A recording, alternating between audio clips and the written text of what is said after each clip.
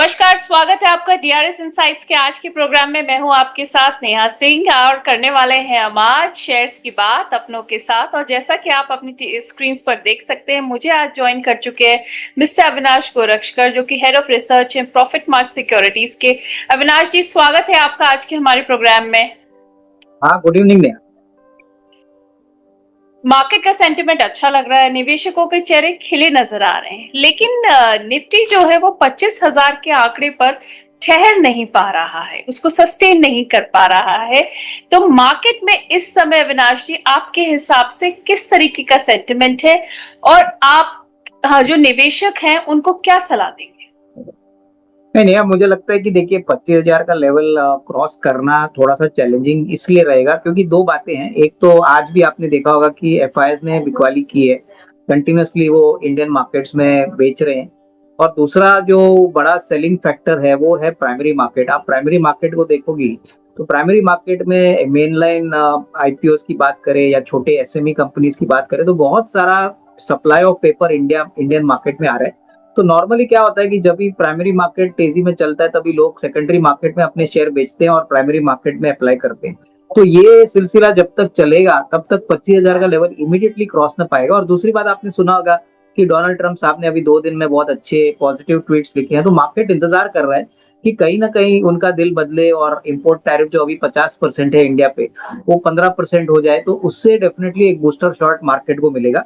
रही बात स्ट्रेटेजी को, तो मुझे लगता है कि देखिए आपको कंपनी स्पेसिफिक काम करना पड़ेगा क्योंकि इंडेक्स को लेके अगर निफ्टी की बात करें तो 25,000 का लेवल छूता तो है बाजार, लेकिन उसको वहां पे सस्टेन करना मुश्किल बात होती है। तो कहीं ना कहीं मार्केट 25,000 को टच करके वापस नीचे आता है। रही बात बैंक निफ्टी की भी, तो वैसा ही मामला चल रहा है। अभी मार्केट में ऐसा माना जा रहा है कि शायद अक्टूबर टू दिसंबर का जो क्वार्टर रहेगा वहां पे बैंक्स के लिए क्रेडिट का डिमांड बढ़ेगी क्योंकि जीएसटी की जो कटौती आई है उसका बेनिफिट बैंकों को मिलेगा। तो थोड़ा इंतजार आपको करना पड़ेगा, शायद 1-2 हफ्ते। एक बार मेरे ख्याल से सेकंड क्वार्टर के बाद कंपनीज की कमेंट्री आएगी तो आपको थोड़ा सा और कंफर्ट मिलेगा और कॉन्फिडेंस मिलेगा कि कंपनीज किस तरह से डिमांड ग्रो करने की बातें कर रही है, क्योंकि ये जीएसटी कट्स बहुत ही मार्केट के लिए पॉजिटिव है। ऑलराइट, तो आप कह रहे हैं जीएसटी कट्स मार्केट के लिए पॉजिटिव है और उनका इम्पैक्ट देखने को मिलेगा। अविनाशी, पर एक और जो बड़ा फैक्टर है वो है एफआईआईज का। जो एफआईआईज जो भारतीय मार्केट है उससे दूर क्यों जा रहे हैं?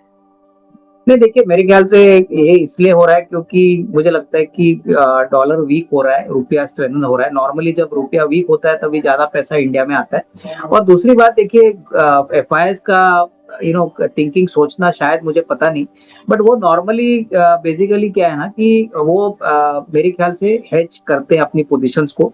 तो अभी जो डिलीवरी में माला बिकवाली हो रही है जी, शायद पहले पुरानी जो पहले के शेयर लिए हैं उसमें वो मुनाफा वसूली कर रहे हैं। काफी बड़ी मात्रा में करीबन 1 लाख करोड़ के ऊपर का बिकवाली उन्होंने किया है। तो मुझे लगता है कि देखिए अभी इस लेवल पे अगर वो कर रहे हैं तो रिस्क रिवॉर्ड तो डेफिनेटली बनेगा नहीं। और कहीं ना कहीं मार्केट अभी ओवरसोल्ड है, तो कहीं ना कहीं अगर थोड़ा भी पॉजिटिव ट्रिगर डोनाल्ड ट्रंप के साइड से आता है तो आपको बहुत ज्यादा एक बड़ा बाउंस बैक एफआईएस की बिकवाली खरीदी से आएगा। और मेरे ख्याल से मार्केट्स वेट कर रहे हैं कि जब ये शुरू होगा तभी बड़ी बड़ी मात्रा में होगा।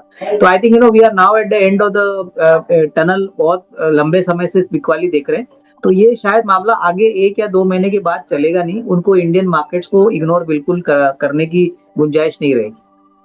ऑलराइट, तो आप कह रहे हैं इंडियन मार्केट्स को ज्यादा देर तक इग्नोर नहीं कर पाएंगे एफआईआई। अविनाश जी, बुधवार को हमने देखा आईटी सेक्टर ने बहुत अच्छी तेजी पकड़ी। बहुत मतलब स्टॉक्स में हमने तेजी देखी, लेकिन गुरुवार को हमने मतलब बिकवाली देखी और उसमें डाउन ट्रेंड दिखा। आप ये बताएंगे आईटी सेक्टर को लेकर अपना व्यू जरा हमारे दर्शकों को समझाइए। देखिए, आईटी सेक्टर को लेके जो पॉजिटिविटी आई है वो ज्यादातर इन्फोसिस से आई है, क्योंकि इन्फोसिस अभी बता रहा है कि बायबैक करेगा, करीबन 14-15 हजार करोड़ की कैश को यूटिलाइज करेगा और एक्सपेक्टेड है कि 1,700 रुपए का प्राइस शायद बायबैक प्राइस आएगा, जो करंट प्राइस से थोड़ा सा ऊपर है। देखिए, आईटी कंपनीज में एक बात तो क्लियर है कि यूएस इंडियन आईटी कंपनीज के बिना चलेगा नहीं, और उसीलिए इनके ऊपर कोई टैरिफ भी लगाया नहीं है। तो कहीं ना कहीं मार्केट को एक्सपेक्टेशन है कि शायद नवंबर से या दिसंबर से जो यूएस आईटी कंपनीज है वो बड़ी मात्रा में इंडियन आईटी कंपनीज को ज्यादा नए ऑर्डर्स देंगी। तो उसके लिए मार्केट थोड़ा सा ऑप्टिमिस्टिक है। और जो भी गिरावट आई है मेरे ख्याल से आप बड़ी कंपनीज में देखें, जैसे इन्फोसिस हो गया, टीसीएस है, एचसीएल टेक्नोलॉजीज है, छोटे में परसिस्टेंट है, केपीआईटी है, तो ये सारी कंपनीज में मुझे लगता है कि काम की कोई कमी नहीं है, बट ग्रोथ पोटेंशियल जो है वो शायद आपको सितंबर के क्वार्टर के बाद ही थोड़ा क्लियरिटी मिलेगी। तो जिनको लंबी अवधि के लिए खरीदना है, अच्छा मौका है। बट आप एक बात समझ लीजिए कि जब जीएसटी कट्स अनाउंस हो गए हैं तो ज्यादातर इंडियन मैन्युफैक्चरिंग सेक्टर को फायदा होगा। तो आईटी सेक्टर में थोड़ा सा टाइम आपको शायद इंतजार करे, सितंबर अक्टूबर के बाद ही मुझे लगता है कि एक अच्छा अप ट्रेंड आपको देखने को मिले। और ये तो शॉर्ट टर्म अप ट्रेंड था जो आपने बताया। मेरे ख्याल से थर्सडे को मुनाफा वसूली आई है, क्योंकि जो हाँ। ट्रेंड ने पहले लिया है वो थोड़ा बहुत मुनाफा वसूली करना चाहते हैं, क्योंकि काफी अच्छा बाउंस बैक आपको आईटी में देखने को मिला। राइट अविनाश जी, तो आईटी सेक्टर में कुछ ऐसे स्टॉक्स जो आपके मतलब आपके रडार पर हो या आपको लग रहा हो कि अच्छा करेंगे आने वाले वक्त में? देखिए, अभी तो फिलहाल हमने क्लाइंटों को यही बोला है कि आपको अगर पोर्टफोलियो में पोजीशंस ऐड करनी है तो केपीआईटी है, परसिस्टेंट है, उसके बाद टीसीएस है, ये बड़े कंपनीज में निवेश करिए, क्योंकि थोड़ा सा क्लैरिटी लग रही है, ये कंपनीज बड़ी भी है, तो कोई बड़ा ऑर्डर विन आता है, या मान के चलिए कि अगर रुपया और थोड़ा वीक होता है, या यूएस से कोई अच्छी खबर आती है टैरिफ को लेके, तो हालांकि आईटी कंपनीज को कोई ज्यादा इम्पैक्ट तो आएगा नहीं, बट सेंटिमेंटली एक बिग बिग बूस्टर शॉट होगा। तो सेकंड क्वार्टर का रिजल्ट के बाद मेरे ख्याल से आपको खरीदने के मौके मिलेंगे। अभी कोई जल्दबाजी मत करिए, क्योंकि सितंबर का क्वार्टर थोड़ा सा मैं कहूंगा थोड़ा स्लो क्वार्टर होता है। तो यहाँ पे क्या कमेंट्री आएगी इन कंपनीज का, तो वो देखने के बाद ही आप निवेश करोगे तो अच्छी बात रहेगी। आपने बात करी केपीआईटी, परसिस्टेंट और टीसीएस की। अगर कोई इसमें बाइंग के बारे में सोच रहा है तो आपके हिसाब से लेवल्स क्या होने चाहिए, किन लेवल्स का वेट करना चाहिए? नहीं, देखिए, मुझे लगता है कि हम तो क्लाइंटों को ये बता रहे हैं कि आप एसआईपी करिए, थोड़ा थोड़ा करके करंट प्राइस से भी आप एकोमोडेट कर सकते हो, क्योंकि देखिए प्राइस को पकड़ना मुश्किल बात होती है। और मुझे लगता है कि जो छोटे निवेशक है उनको एसआईपी करके थोड़ा थोड़ा अपनी पोजीशन ऐड करनी चाहिए। और रही बात टीसीएस की, तो देखिए टीसीएस करंट प्राइस पे काफी अच्छा लग रहा है। अगर सब कुछ ठीक रहा तो 4 सवा 4 हजार का भी प्राइस पॉसिबल है। मैं पढ़ रहा था कि अभी सीएलएसए ने भी अभी कोई रिसेंट रिसर्च रिपोर्ट निकाली है, जहां पे उन्होंने 42-4300 का टारगेट प्राइस टीसीएस को दिया है। तो देखिए, जब तेजी शुरू होती है तभी बहुत तेजी से शेयर बढ़ जाते हैं। तो प्राइस को पकड़ने के बजाय आप थोड़ा थोड़ा क्वांटिटी एक साथ मत खरीदिए, थोड़ा थोड़ा करके एसआईपी में खरीदिए, और थोड़ा सा एक लंबा अवधि 12-15 महीने का टाइम फ्रेम आपका इन्वेस्टमेंट टाइम फ्रेम रखिए। ऑलराइट, तो आप कह रहे हैं 12-15 महीने का इन्वेस्टमेंट टाइम फ्रेम, इसके हिसाब से आपको उनको रखना चाहिए। अविनाश जी, हरविंदर सिंह अपना सवाल लेकर आए हैं। ये कह रहे हैं कि इनके पास 500 शेयर्स हैं आरती इंडस्ट्रीज के, और इनका जो बाइंग प्राइस है वो है 380 रुपीज का। कह रहे हैं what can I expect in 1 years time frame, एक साल में कह रहे हैं कि कितना ये स्टॉक इनको दे सकता है? देखिए, पहली बात तो केमिकल सेक्टर को भी 50% टैरिफ लगा है, और ये काफी बड़ी मात्रा में एक्सपोर्ट भी करती है कंपनी। डोमेस्टिक मार्केट का भी इनका काफी बड़ा शेयर है। मुझे लगता है कि मोटा मोटी 450 का या 450 का एक लेवल आप एक्सपेक्ट कर सकते हो, लेकिन यहाँ पे एवरी क्वार्टर आपको थोड़ा मॉनिटर करना पड़ेगा। अगर मान के चलिए इम्पोर्ट ड्यूटी 15-20% होती है तो इमीडिएटली आपको एक अच्छी रेटिंग देखने को मिलेगी। कंपनी बहुत वेल मैनेज्ड है, प्रमोटर्स भी वेल एस्टेब्लिश्ड है, तो थोड़ा सा सब्र रखिए।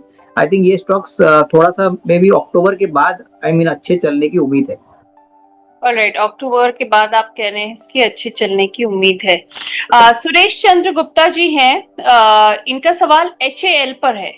एचएएल पर का जो इनका बाइंग प्राइस है वो है 4950 का, और कह रहे हैं होल्ड करें या सेल करें? देखिए, इस कंपनी में अगर आपको पैसा बनाना है तो आपको मिनिमम 12-18 महीने का व्यू लेके काम करना है, क्योंकि सब कुछ एचएएल के ऊपर मार्केट में पता है। आपको पता है, जहाँ पे कोई भी कंपनी बहुत वेल रिसर्च और ट्रैक्ड होती है, वहां पे कोई नया पॉजिटिव ट्रिगर आता है तो ही शेयर चलता है। अभी इनके पास कम से कम 65,000 करोड़ के ऑर्डर है, तेजस एयरक्राफ्ट का अभी इनके पास ऑर्डर बुक है। तो मुझे लगता है कि देखिए, छोटे टाइम फ्रेम में शायद इतना बड़ा पैसा बनेगा नहीं, क्योंकि उन्होंने शायद ऊपरी लेवल पे स्टॉक लिया है। बट अगर नजरिया 12-15 महीने का रखते हैं तो मुझे लगता है कि 5,200 5,300 का एक नियर टर्म का टारगेट एटलीस्ट 12-15 मंथ्स में पॉसिबल है, और काफी वेल एस्टेब्लिश्ड क्वालिटी स्टॉक है। थोड़ा सा टाइम यहाँ पे लंबा देना है। शॉर्ट टर्म में मुझे नहीं लगता है कोई बड़ी अपसाइड आएगी। ओके, शॉर्ट टर्म में आप कह रहे हैं कोई बड़ी अपसाइड आपको इसमें नहीं दिख रही है। पर अविनाश जी, अगर हम बात करें डिफेंस सेक्टर की, तो डिफेंस सेक्टर में हम थोड़ी सी तेजी आते हुए देख रहे थे अभी पिछले कुछ दिनों में। तो डिफेंस सेक्टर आप आने वाले वक्त में उसको लेके क्या व्यू रखते हैं? नहीं, देखिए, डिफेंस सेक्टर एक मल्टी ईयर सेक्टर है। अगले 3-4 सालों के लिए गवर्नमेंट ऑफ इंडिया जो है वो मेक इन इंडिया को प्रमोट कर रही है, यानी ज्यादा डिफेंस के जो आइटम्स है वो इंडिया में ही बनेंगे और यहाँ से एक्सपोर्ट होंगे। और ऑलरेडी ये प्रोसेस चालू हो चुका है। तो यहाँ पे भारत इलेक्ट्रॉनिक्स है, उसके बाद भारत डायनेमिक्स है, उसके बाद गार्डन शिप यार्ड है। ये सारी कंपनी मुझे लगता है कि अगर आपका नजरिया कम से कम 1.5-2 साल है, तो जब भी मार्केट में इन स्टॉक्स में थोड़ा करेक्शन आता है तभी आपको एसआईपी करना चाहिए, क्योंकि देखिए ये स्टॉक्स में लंबी तेजी बनेगी। But clearly I think at this level अगर कोई खरीदेगा तो उसको शायद एक्सपेंसिव लगे। बट अगले 1.5-2 साल के नंबर हम देखें इन कंपनी के प्रॉफिट के, तो डेफिनेटली इसमें अच्छा रिस्क रिवॉर्ड बन सकता है। तो एसआईपी का ही अच्छा एक मौका है, आप थोड़ा थोड़ा निवेश करिए और यहाँ पे इन्वेस्टेड रहे। ऑलराइट, तो डिफेंस सेक्टर के आपके कुछ पिक्स और उनके लेवल्स? नहीं, मैंने कहा ना, भारत इलेक्ट्रॉनिक्स हमारा टॉप पिक है। हमको लगता है कि 440 450 का एक लेवल मिल सकता है। देखिए बाकी शेयर्स में टारगेट प्राइस देना मुश्किल है क्योंकि ऑलरेडी चल चुके हैं। तो मैं कहूंगा कि भारत इलेक्ट्रॉनिक्स एक अच्छा विकल्प हो सकता है। देखिए कम से कम जीरो डेट कंपनी है, कम से कम 30,000 करोड़ के ऊपर की ऑर्डर बुक है, और एवियोनिक्स जो बहुत बड़ा इलेक्ट्रॉनिक्स का कंपोनेंट है वहां पे ये नंबर 1 मार्केट लीडर है। तो कहीं ना कहीं Bharat electronics will be a good choice, क्योंकि बाकी सारे शेयर्स बाजार में बहुत तेजी से भागे हैं। तो यहाँ पे इमीडिएटली तो कोई रिस्क रिवॉर्ड होगा नहीं। अगर आपका 1.5-2 साल नजरिया है तो मैंने जैसे कहा आप एसआईपी करिए, लेकिन बीएल आप ये प्राइस भी एक्यूमुलेट कर सकते हो। ऑलराइट, तो आपने एचएल पे राय दे दी और बीएल पर भी आपने सजेशन दे दिया है। अविनाश जी, हमारे एक डायमंड मेंबर हैं सुशील पाल जी। सबसे पहले तो Sushil Pal ji, thank you for choosing our diamond membership. इनका एक सवाल है, बल्कि इनकी 2-3 स्टॉक्स पर सवाल है और इनका 4 साल का व्यू है। तो ये कह रहे हैं कि एसजेवीएन और डीबी रियलिटी पर पहले तो। देखिए डीबी रियलिटी तो मुझे लगता है कि अभी इसका नाम भी बदल गया है। मुझे पता नहीं, बट अभी कंपनी का नाम अलग है। बट डेफिनेटली आगे अगर आपका नजरिया 1.5-2 साल का है तो रियल एस्टेट में आई थिंक इनके काफी अच्छे लैंड पार्सल्स है। ये अभी जब लैंड को मोनेटाइज करेंगे, कन्वर्ट करेंगे, तो काफी सिग्निफिकेंट बेनिफिट होगा। बट यहाँ पे लंबे निवेश का ही विचार करिए, क्योंकि शॉर्ट टर्म में कोई इतना बड़ा अपसाइड एक्सपेक्ट मत करिए। और एसजेवीएन की बात करें तो देखिए एसजेवीएन में भी अभी वो इंस्टीट्यूशनल स्टॉक बना है। हाइड्रो पावर में गवर्नमेंट का भी बड़ा फोकस है। तो ये भी अगर आपका नजरिया 2-3 साल है तो शायद आपने सही स्टॉक चुना है। बट नजरिया थोड़ा सा लॉन्ग टर्म रखिए, क्योंकि ये स्टॉक्स करंट लेवल से भी डबल हो सकते हैं, प्रोवाइडेड आप कम से कम 2 या 3 साल का नजरिया लिए। अभी तो फिलहाल हाँ। रेंज में लिमिटेड रेंज में चल रहे हैं, बट डेफिनेटली 2-3 साल का नजरिया लेके काफी अच्छी रिस्क रिवॉर्ड बन सकते हैं। ऑलराइट, अविनाश जी, एडब्ल्यूएल पर क्या व्यू है? अगर करंट प्राइस पे मतलब शॉर्ट टर्म के लिए ले सकते हैं या लॉन्ग टर्म व्यू रखना चाहिए? कौन सा शेयर आपने बोला? एडब्ल्यूएल। यानी अडानी विल्मर, ठीक है। हाँ। देखिए अडानी विल्मर में मुझे लगता है कि थोड़ा सा मामला बिगड़ा हुआ है, क्योंकि ऐसा सुनने में आ रहा है कि करंटली यहाँ पे स्टेक सेल की बातें हो रहे हैं। प्लस एडिबल ऑयल का बिजनेस जो है ये कहीं ना कहीं उसमें काफी प्रॉब्लम्स है, रॉ मटेरियल को लेके, मार्जिन को लेके। तो मुझे लगता है कि जिनके पास है वो होल्ड करे, बट कोई बड़ा ट्रैक्शन हमने पिछले 1-2 क्वार्टर्स में नंबर्स में देखा नहीं है। देखिए जब ये कंपनी पब्लिक इशू की थी तभी बहुत उम्मीदें थी, लेकिन अभी जिस प्रकार का 1-2 क्वार्टर्स का परफॉर्मेंस हमने देखा है, मुझे लगता है कि यहाँ से कोई बड़ी अपसाइड नहीं आएगी। तो फ्रेश खरीदारी करने का कोई यहाँ पे डिसीजन नहीं लेना चाहिए। ऑलराइट, फ्रेश खरीदारी आप कह रहे हैं, डिसीजन इसके लिए मुश्किल रहेगा। हेक्सटेक की अगर बात करें तो उस पर क्या व्यू है अविनाश जी? कौन सी कंपनी वापस बताइए? हेक्सटेक, HEXTEC। एक्चुअली मुझे लगता है कि देखिए ये अगेन ना भी बोले तो ये थोड़ा लिक्विडिटी कम वाला काउंटर है। अगर इसका नजरिया आपको चाहिए तो मीडियम टर्म के लिए ही अच्छा है। शॉर्ट टर्म के लिए मुझे नहीं लगता है कोई बड़ी अपसाइड आएगी। आई मीन नंबर्स तो ठीक ठाक है, लेकिन आपको कम से कम 12-15 महीने का व्यू लेके यहाँ पे डिलीवरी का ट्रेड मानना चाहिए। ऑलराइट, तो आप कह रहे हैं थोड़ा सा भी इसको सोच कर ही चलना चाहिए। संजीव सैनी जी अपना सवाल लेकर आए हैं। संजीव सैनी जी कह रहे हैं, नमस्कार अविनाश जी, मोंटे कार्लो पर टारगेट ही जानना चाह रहे हैं 1 महीने का। इनका जो बाइंग प्राइस है वो है 620.24। देखिए मोंटे कार्लो एक ऐसी कंपनी है जो ज्यादातर विंटर्स में ही ज्यादा पैसा बनाती है, क्योंकि उनका पूरा जो प्रोडक्ट रेंज है वो विंटर्स के लिए। तो मुझे लगता है कि अक्टूबर टू मार्च तो उनका एक बड़ा पीरियड होता है जब ऑलमोस्ट 75-80% रेवेन्यू और प्रॉफिट आते हैं। तो मेरे ख्याल से देखिए अभी जो अक्टूबर टू दिसंबर का क्वार्टर आएगा तभी आपको इसके ऊपर प्ले करना है। 1 महीना तो बहुत छोटा होगा। मेरे ख्याल से 620 में आपने लिया है तो मेरे ख्याल से 640-650 एक बहुत नियर टर्म का टारगेट आपको एक मोमेंटम में मिल सकता है, provided third quarter numbers are better than market expectations. But यहाँ पे मुझे लगता है कि एटलीस्ट 3 एक महीने का टाइम तो आपको देना है, क्योंकि जुलाई टू सितंबर में क्या है, नॉर्मली विंटर के सेल्स ज्यादा होते नहीं, अक्टूबर टू दिसंबर में ही आपको थोड़ा बहुत इसका बेनिफिट देखने को मिलता है, तो तभी मेरे ख्याल से एक आपको शेयर में ट्रैक्शन देखने को मिलेगा। ऑलराइट, तभी ट्रैक्शन देखने को मिलेगा। हेडलबर्ग सीमेंट पर भी 1 मंथ का व्यू जानना चाह रहे हैं संजीव सैनी जी। इनका जो बाइंग प्राइस है वो है 219.23। देखिए यहाँ पे तो मुझे लगता है कि जो सीमेंट में कटौती हो गई है 28%, जीएसटी का भी 18%। हेडेलबर्ग सीमेंट तो वैसे भी एमएनसी कंपनी है, एक्सपांशन भी कर रही है, सीमेंट के लिए काफी अच्छी बात है। तो यहाँ पे भी मैं यही कहूंगा कि इमीडिएटली नहीं, बट कम से कम 3 से 6 महीने का टाइम फ्रेम रखिए, क्योंकि जब तक ये सीमेंट कंपनी का कटाई होती नहीं है, 22 सितंबर से ये जीएसटी कट्स इंप्लीमेंट होंगे, तो रियल इम्पैक्ट आपको अक्टूबर टू दिसंबर में देखने को मिलेगा, कितना वॉल्यूम ग्रोथ होता है, मार्जिन कितना इंप्रूव होता है। अनुमान है कि वॉल्यूम बढ़ेगा तो प्रॉफिटेबिलिटी भी बढ़ेगी, तो यहाँ पे 230 240 का एक नियर टर्म का टारगेट आप एज्यूम कर सकते हो, लेकिन नजरिया 3 to 6 मंथ्स। ओके, नजरिया आप कह रहे हैं 3 to 6 मंथ्स का है। अविनाश जी, एनएचपीसी में बहुत दिनों के बाद हलचल नजर आ रही है, तो हमारे जो काफी दर्शक हैं वो एनएचपीसी जिनके पास स्टॉक्स उसको लेकर थोड़ा परेशान थे। करीब 3.5% की तेजी हम देखने को मिल रही है। तो आप एनएचपीसी को लेकर नियर टर्म फ्यूचर व्यू क्या है आपका? देखिए ये तो ऐसा स्टॉक है जो काफी निवेशकों को थका चुका है, और ये बिजनेस ही बिल्कुल। ऐसा है, ये क्वार्टर ऑन क्वार्टर आप देख नहीं सकते। तो मैं यही कहूंगा कि देखिए, जिन्होंने भी यहाँ पे पैसा लगाया है, मेरे ख्याल से शॉर्ट टर्म में जो भी अपसाइड आई है, ट्रेडर्स के लिए तो ठीक है, 3 साढ़े 3% ट्रेडर के लिए भी बहुत होता है, लेकिन हम्म। निवेशक है तो थोड़ा सा टाइम और यहाँ पे रुकना चाहिए, क्योंकि पावर जनरेशन में जो हाइड्रो पावर है वहां पे ये नंबर 1 है। और हाइड्रो पावर जो सेगमेंट है वो गवर्नमेंट भी फोकस कर रही है, उसमें काफी इंसेंटिव दे रही है। तो 6 to 12 मंथ्स का नजरिया रखिए, मुझे लगता है जो एक्सपेंशन प्रोजेक्ट्स है इनका इनका नतीजा, इनका जो रिजल्ट्स पे रिफ्लेक्शन आएगा वो मेरे ख्याल से उनको रिलेट करेगा। बट शॉर्ट टर्म में क्या है ना, 3 साढ़े 3% अगर बढ़ा है तो मुझे लगता है कि ये प्योरली ट्रेडिंग बाइंग से आई है, इसमें कोई फंडामेंटल न्यूज तो है नहीं। तो अभी फिलहाल होल्ड करें, और मेरे ख्याल से 6 to 12 मंथ्स का टाइम फ्रेम रखेंगे तो ही मेरे ख्याल से आपको एक 15% का अपसाइड मिल सकता है। ऑलराइट, 6 to 12 मंथ्स का आप कह रहे हैं इस पे व्यू रखना चाहिए।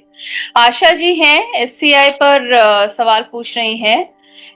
212 213 की रेंज में कह रही हैं कि इसको भी लेना ठीक रहेगा। देखिए एससीआई में मुझे लगता है कि फिलहाल तो कोई ट्रिगर नहीं है। अभी एससीआई में बातें हो रही थी कि शायद एससीआई पूरी तरह से गवर्नमेंट कोई स्ट्रेटेजिक इन्वेस्टर को बेचे, तो ये जो इवेंट है ये अभी तक मटेरियलाइज नहीं हुआ है। और नॉर्मली हमने देखा है कि ऐसी बातें और ऐसे इवेंट्स को अनफोल्ड होने के लिए समय लगता है, तो मुझे लगता है कि इनको अगर निवेश करना है, इनके पास टाइम है कम से कम साल 1.5 साल का, तो ये डेफिनेटली करंट प्राइस पे डाल सकती है। लेकिन अगर नियर टर्म में ट्रिगर की बात करें तो उसको मेरे ख्याल से आपको इंतजार करना पड़ेगा कि गवर्नमेंट कब ये सेल अनाउंस करती है, क्योंकि अगर मान के चलिए कोई प्राइवेट सेक्टर बायर आता है जो काफी बड़ा है, तो उसमें अच्छी खासी रीरेटिंग होगी, क्योंकि एससीआई अभी ऑलरेडी गवर्नमेंट ने कहा है कि वो पूरी तरह से ये कंपनी को 100% बेचना चाहते हैं। ऑलराइट, राहुल जी आईआरएफसी पर पूछना चाह रहे हैं कि मौजूदा प्राइस पर निवेश कर सकते हैं क्या? देखिए आईआरएफसी में मुझे लगता है कि कोई बड़ी तेजी अभी इमीडिएटली आएगी नहीं, क्योंकि नॉर्मली क्या होता है कि आईआरएफसी का मेन और एकमात्र कस्टमर इंडियन रेलवेज है। करीबन 40-50% का जो भी रेलवे का कैपेक्स होता है वो आईआरएफसी फंड करती है।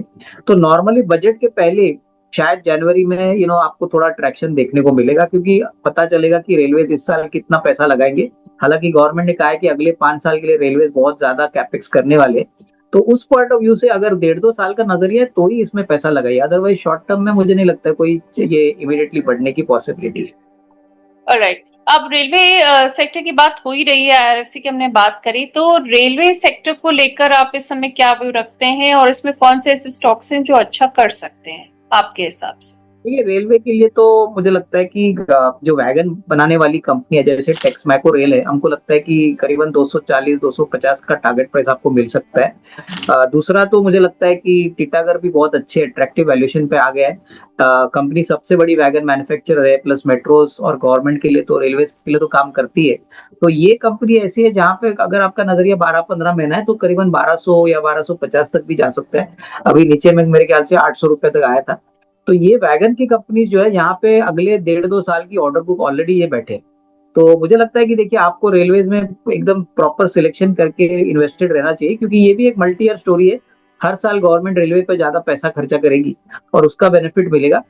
मुझे लगता है कि जो छोटे प्लेयर्स है जैसे जुपिटर वैगन हो गया, उसके बाद कॉस्मिक सीआरएफ हो गया, यहाँ पे भी नजर रख लीजिए। ये भी बहुत अच्छी कंपनीज है लेकिन थोड़ी सी भागी है, तो निचले लेवल पे अगर आप खरीदो तो आपको शायद रिस्क रिवॉर्ड अच्छा बनेगा। ऑलराइट, आप कह रहे हैं लोअर लेवल्स पे खरीदें तो शायद रिस्क रिवॉर्ड सही मिले। ऑटो सेक्टर हमने देखा काफी अच्छा चला पिछले दिनों, बट देन अब उसमें थोड़ी सी हम प्रॉफिट बुकिंग या कह लें या उतनी तेजी नहीं देख रहे हैं। और इसको लेकर सवाल भी आया है। हमारे व्यूअर हैं तनवीर जी। तनवीर जी, मारुति और टीवीएस मोटर के बारे में लॉन्ग टर्म के लिए कह रहे हैं कि कैसा रहेगा। अभी 35% इनके पास प्रॉफिट हो रहा है दोनों शेयर्स में, तो आपका सजेशन मांग रहे हैं। नहीं देखिए, टीवीएस मोटर्स में तो मुझे लगता है कि टू व्हीलर सेक्टर में सबसे बेहतरीन टू व्हीलर स्टॉक है। अच्छा वॉल्यूम ग्रोथ दिखाया है, प्लस अभी नए प्रोडक्ट्स लॉन्च करने वाले, और प्लस अभी जिस प्रकार की जीएसटी की कटाई हो गई है इसका बेनिफिट तो मिलेगा ही। प्लस इस साल बारिश अच्छी हो गई है, रेट कट्स हो चुके हैं, तो डेफिनेटली टीवीएस मोटर्स में आई थिंक निवेशित रहिए। मुझे लगता है कि आने वाले दिनों में यहाँ से भी 10-12% और बढ़ेगा। और मारुति में सर? देखिए मारुति में मुझे लगता है कि फ्रैंकली स्पीकिंग इस लेवल से कोई बड़ी अपसाइड आएगी ऐसा लगता नहीं। हालांकि देखिए उनको भी बेनिफिट मिलेगा छोटी गाड़ियों पे, बट एज ऑफ नाउ अगर आप प्राइस रिवॉर्ड और रिस्क रिवॉर्ड की बात करें तो मारुति जिनके पास है वो होल्ड करे, बट इस लेवल से मुझे नहीं लगता है कोई बड़ी अपसाइड आएगी। तो ये थोड़ा सा अगर करेक्ट होता है तो ही खरीदने का मौका बनेगा। अविनाश जी, ऑटो सेक्टर को लेकर आप अभी क्या व्यू रख रहे हैं और इसमें कौन से ऐसे स्टॉक्स हैं जो जिनमें चांसेस हैं मुनाफे के? देखिए महिंद्रा एंड महिंद्रा हमारा टॉप पिक है। हमको लगता है कि महिंद्रा एंड महिंद्रा करीबन 4200 4300 तक जा सकता है, क्योंकि सबसे बेहतरीन ऑटो कंपनी है। ट्रैक्टर के लिए भी जीएसटी कम हो चुका है, प्लस यूटिलिटी व्हीकल्स में तो ये नंबर 1 लीडर है। प्लस अभी इन्होंने इलेक्ट्रिक व्हीकल्स भी लॉन्च किया, तो वहां पे भी ऑर्डर बुक बहुत अच्छी है। तो एमएनएम मुझे लगता है कि करंट प्राइस पे या थोड़ा सा अगर करेक्ट होता है तो आप वहां पे पोजीशन ऐड कर सकते हैं। और दूसरा कमर्शियल व्हीकल स्टॉक हो गया अशोक लेलैंड। देखिए अशोक लेलैंड भी pure commercial vehicle player, defence में भी इनका काफी बड़ा कंट्रीब्यूशन है। तो ये भी मुझे लगता है कि 180 185 तक जा सकता है। यहाँ पे भी आपको शायद अक्टूबर टू मार्च में नंबर्स अच्छे देखने को मिलेंगे, क्योंकि सीवी साइकिल डेफिनेटली बेनिफिट करेगी, क्योंकि वहां पे भी जो एक जीएसटी है वो 28 से 18% हो चुका है। तो कहीं ना कहीं इंडियन इकोनॉमी अगर ग्रो करता है तो कमर्शियल व्हीकल्स को भी बेनिफिट होना चाहिए। राइट, आप कह रहे हैं कमर्शियल व्हीकल्स को भी बेनिफिट हो सकता है। शशिधर जी हैं, अपना सवाल लेकर आए हैं जीई वर्नोवा टीएनडी इंडिया पर, और कह रहे हैं इनका जो बाइंग प्राइस है वो है 2748 का, यानी 2748 का। कह रहे हैं सर लेवल्स प्लीज बता दीजिए जिसमें थोड़ा और ऐड कर सके। नहीं मेरे ख्याल से देखिए ये काफी लिक्विड काउंटर है और बेसिकली एमएनसी कंपनी है, तो यहाँ पे मुझे लगता है कि देखिए ज्यादा से ज्यादा 2700 का लेवल है जो आप ऐड कर सकते हो, लेकिन इसमें कोई गारंटी नहीं, क्योंकि लिक्विडिटी बहुत टाइट होती है। तो मुझे यही कहना है कि 2690 2700 में अगर आपको मिलता है तो ऐड करिए। अगले 1.5-2 साल का आउटलुक और ऑर्डर बुक बहुत अच्छी है और मैनेजमेंट बहुत बढ़िया है। तो कहीं ना कहीं देखिए वैल्यू तब बनेगी जब इसमें आप थोड़ा सा एक लंबा अवधि का टाइम फ्रेम इसमें निवेश करें। मंगल जी एनबीसीसी को लेकर अपना सवाल लेकर आए हैं, कह रहे हैं कि किन लेवल्स पर बाय कर सकते हैं मैम?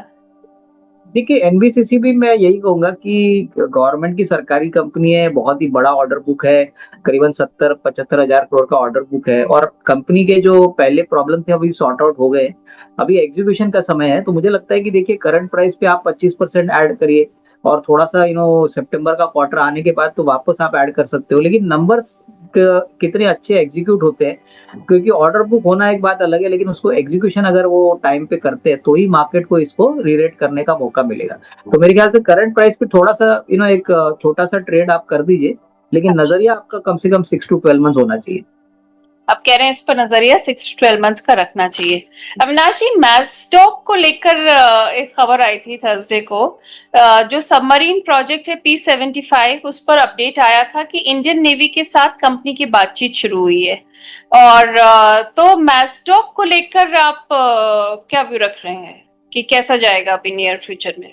देखिए माझगांव डॉक की बात करें तो अगले 2 साल की ऑर्डर बुक तो पहले ही कंफर्म्ड है और सबमरीन्स बनाने के लिए इंडिया में माझगांव डॉक ही एक ऐसी कंपनी है जो सबमरीन्स बनाएगी। अभी बीच में हमने ये भी सुना था कि गार्डन रीच इनके साथ कुछ टाई अप करने वाला है सबमरीन्स बनाने के लिए और सबमरीन का बिजनेस बहुत बड़ा है। तो कहीं ना कहीं देखिए अगर आपका नजरिया 1.5-2 साल है तो ही आपको इस स्टॉक में निवेश करना चाहिए क्योंकि पब्लिक इशू के बाद तो ये स्टॉक मल्टी बैगर हो चुका है। अभी इस लेवल पे आप खरीदोगे तो वैल्यूएशन आपको एक्सपेंसिव लगेंगे, लेकिन अगले 1.5-2 साल अगर आप एसआईपी करते हो तो इसमें कोई हाँ। डाउट नहीं कि नए ऑर्डर्स भी आएंगे और अच्छा खासा कमाई यहाँ पे बनाने की पोटेंशियल है। ऑलराइट, तो आप कहेंगे थोड़ा सा इसमें लॉन्ग टर्म व्यू रखें तो ज्यादा अच्छा रहेगा, थोड़ा लंबा। आ, एक और न्यूज आई थी जो हमने oil and gas companies Gujarat की जो है सबका मर्जर की जो मंजूरी मिली है, जिसमें से गुजरात गैस और जीएसपीएल हमने देखा लिस्टेड हैं और इस स्कीम को कॉर्पोरेट मंत्रालय ने जो कॉम्पोजिट स्कीम है इसको मंजूरी दे दी है। तो इन शेयर्स पर हमने इफेक्ट होता हुआ भी देखा, तो इस पर अपना व्यू अविनाश जी। देखिए ऑयल एंड गैस में तो हमको लगता है कि जो ऑयल मार्केटिंग कंपनीज है अभी तो क्रूड काफी कंट्रोलेबल लेवल्स में है, तो सारी जो ऑयल मार्केटिंग कंपनीज है जैसे बीपीसीएल हो गया, एचपीसीएल हो गया, आईओसी हो गया, वहां पे फोकस करिए क्योंकि एविएशन और ऑटो सेक्टर में जब ग्रोथ आएगा तभी वहां पे जो तेल और डीजल की जो खपत होगी वो ज्यादा बढ़ेगी। तो उस पॉइंट ऑफ व्यू से मुझे लगता है कि प्राइस टारगेट देना डिफिकल्ट होगा, लेकिन मुझे लगता है कि कम से कम 10-12% का अपसाइड आपको सितंबर के क्वार्टर के बाद मिल सकता है। होपफुली ये दोनों सेक्टर्स ऑटो और एविएशन तो ठीक ठाक कर ही रहे हैं, लेकिन अक्टूबर टू मार्च में अगर वॉल्यूम थ्रूपुट ज्यादा होता है तो उसका इमीडिएट बेनिफिट ये सारे ऑयल मार्केटिंग कंपनीज को आएगा। ओके, तो आप कह रहे हैं इसका इमीडिएट बेनिफिट आ सकता है। नकुल जी हैं यूग्रो कैपिटल को लेकर अपना सवाल लेकर आए हैं। इन्होंने 175 के रेट पर यूग्रो कैपिटल खरीदा था, फिलहाल फायदे में है और कह रहे हैं कि निकल जाएं या अभी थोड़ा वेट करना चाहिए। देखिए ये शेयर बहुत धीरे चला है, इनफैक्ट बहुत लोगों ने ये शेयर खरीद के निचले लेवल पे प्राइस भी देखा था। मुझे लगता है कि देखिए एमएसएमई फंडिंग वाला कंपनी है, अगर हम्म। ये थोड़ा सा अच्छा मुनाफा यहाँ पे कमा रहे हैं तो थोड़ा सा तो प्रॉफिट बुक कर लीजिए क्योंकि कहीं ना कहीं मार्केट्स ने इस स्टॉक को पहले से रीरेट नहीं किया है।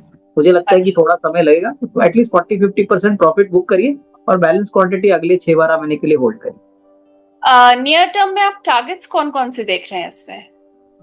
नहीं मुझे लगता है कि देखिए सितंबर का क्वार्टर आने दीजिए, बट कहीं ना कहीं मुझे लगता है कि at current level valuation fair too expensive है। तो करंटली ऐसा कोई बड़ा ट्रिगर नहीं है, तो मैं कहूंगा कि जिनके पास है वो होल्ड करे, फ्रेश बाइंग की गुंजाइश नहीं है। और जिनके पास है वो होल्ड कर सकते हैं, अभी फ्रेश बाइंग थोड़ा रुक कर करें। रामनाथ जी अपना सवाल लेकर आए हैं रामा स्टील पर। कह रहे हैं कि रामा स्टील में अभी निवेश करना चाहिए, शॉर्ट टर्म या लॉन्ग टर्म के लिए कह रहे हैं, अगर निवेश करते हैं तो टारगेट्स क्या होने चाहिए?